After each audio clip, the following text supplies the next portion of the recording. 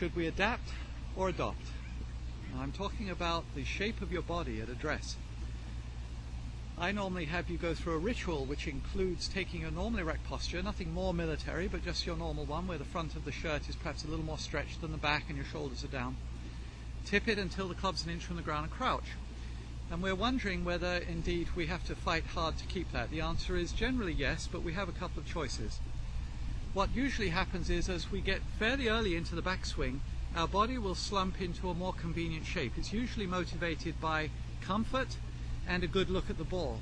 Either way, this posture that we've adopted at address starts to change into something more stoop and hunch-shouldered and more round-backed with a sunken chest. It also tucks the bottom under, sinks at the knees, and it's attendant very often with a bend of the elbow, and these shapes don't work.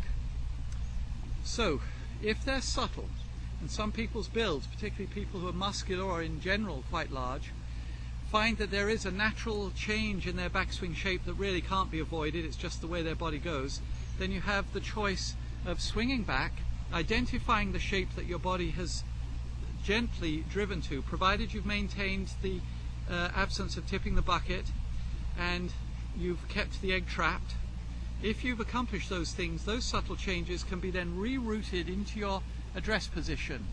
There are plenty of golfers as they got older who played perfectly well, accommodating the fact that they became more stoop-shouldered as they got older. Their range of movement diminished, they still could play golf. So, you swing back, and provided you've got some of the very important elements that you've seen in other videos generally accomplished, if there's a subtle change to the shape and dynamic of your body, go ahead and maintain it as you lower the club down and reroute your stance so that you maintain those things. Now these should be done very subtly.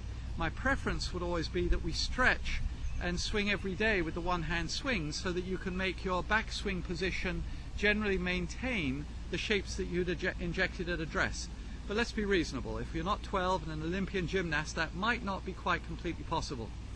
So again, our motivation is to see the ball and be comfortable. Forget that, the poor motivations.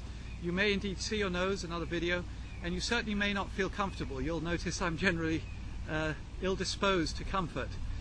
Regardless, you'll find that your golf game is better if you've reconciled the shape you adopted at address to the subtle changes that you might see emerging as you swing back.